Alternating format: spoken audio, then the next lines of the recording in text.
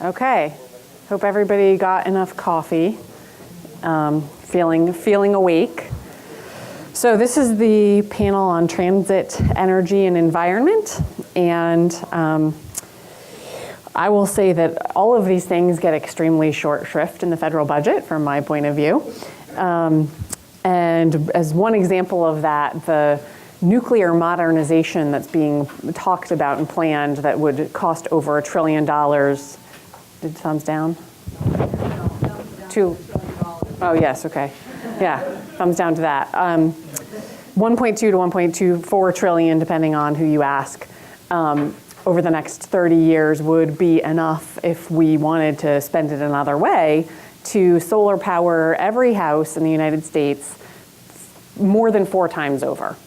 So these are the choices we're making, and these are parts of the federal budget that account for, in the single-digit percentages. So, looking at energy or environment, or you're looking at, sort of things that are around 2 to 4% of the federal budget.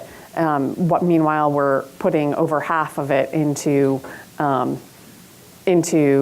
the military. So, we fund some of these things to the same tune that we fund federal prisons. And these are the kind of choices we're making, and I'm sure these people can tell us what's actually at stake and some of the things that we stand to lose in the near future, and hopefully they can tell us a little bit about what we stand to gain if we do a better job. So I think the order that it goes in is we have Phineas Baxandall, who has this really nice PowerPoint. Pictures always help, especially in the afternoon slump, who is with the Mass Budget and Policy Center. And then we have State Rep Mike Connolly, and we have Cambridge City Councilor Quentin Zondervan. So with that, I will let you guys take it away. It's good to be here at MIT. I actually was E52 is where I did my doctorate here at E52 and E51, which only means something to the MIT people. I love how everything is with numbers here. And E52 and E51 are the economics and political science here. And I'm going to be giving a bunch of numbers, and hopefully the pictorial representation of it will help bring it home in thinking about this bill. I'm going to talk about the federal tax law, and I'll come around to talking about transit at the end of it, but I had to be in Lawrence this morning, so I wasn't in the earlier, more tax-oriented panel.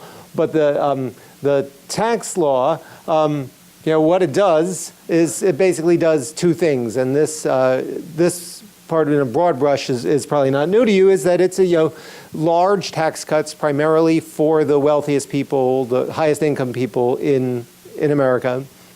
And over 10 years, it's $1.5 trillion worth of revenue decrease. So this is money which we'll have to pay for eventually. But Kate was talking a moment ago about the choices that we make and the sort of implied choices in this. If you think of what the tax cut has done, the federal tax law, it is for Massachusetts going to be next year it's going to be about $9 billion of tax cuts sent to Massachusetts. And what you could think about is our choice as Massachusetts is what do we do with that? If someone said, hey, here's $9 billion for your state, what do you want to do with it? Would we say, well, we want to give this primarily to the people who have made the biggest income gains over the last decades, and they really deserve big tax cuts, that's our choice. Or we can decide that we want to invest it in education, transportation, other kinds of things that increase our economic opportunity and our quality of life. And so that's the kind of context that I want to set here in thinking about these tax changes here. So just how skewed are they? This is next year's tax cut for the top 1% of the income ladder. It's about an $85,000 tax cut. For people who are in the middle, here I've represented that with the middle 20% of the income ladder, it's about $1,100, and for those at the bottom, it's less than $100. So it's a really disparate kind of effects of how this tax cut is applied. Some people would say, well, come on. Those with the highest incomes, they're so supremely wealthy that, of course, they're going to get more of a tax cut if it's a tax cut because they pay more total taxes. So, okay, if that's how you want to see things, it's still the case, however, that even as a percent of the very disparate income levels, this is a tax cut which is designed for most benefiting the highest income. There's sort of no other way you can cut it. I'll show you one other way to cut it, which is if you look at the share of the total tax cut, the $9 billion, you can see that the bottom 20%, barely gets any share of that.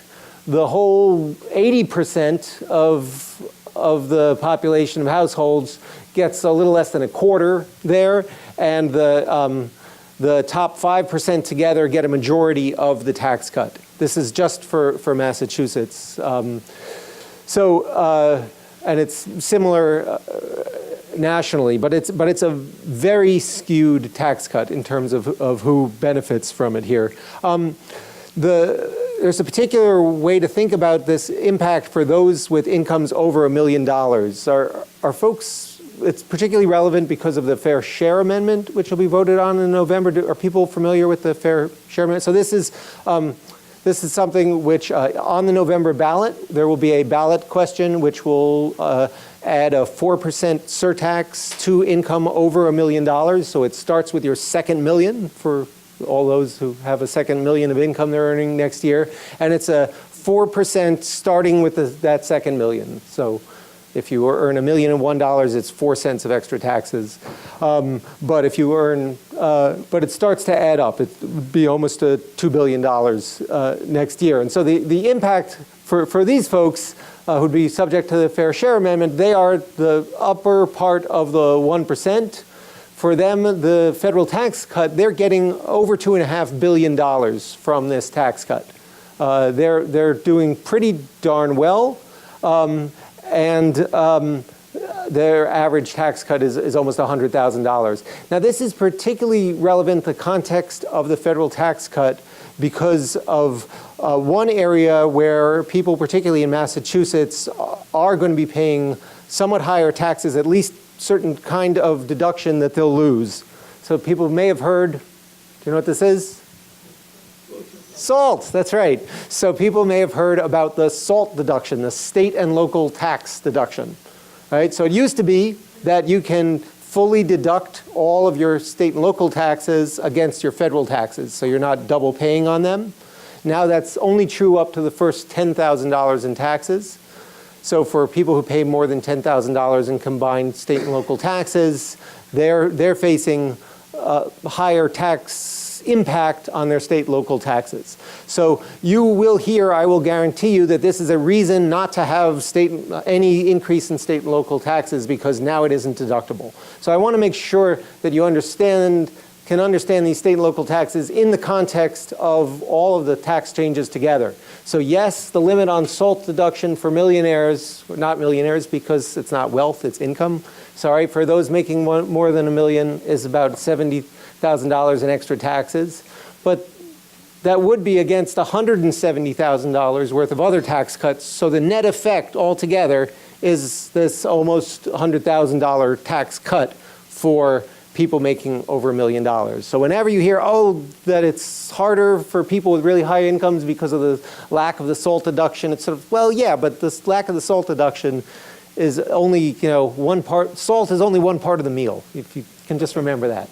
All right, so the other part is that this is not a free tax cut. No tax cut is a free tax cut. It has to be paid for somehow. So it will be paid for through some kind of combination of either higher taxes or program cuts. And the current, this is $1.5 trillion. It's a whole lot of money. And the current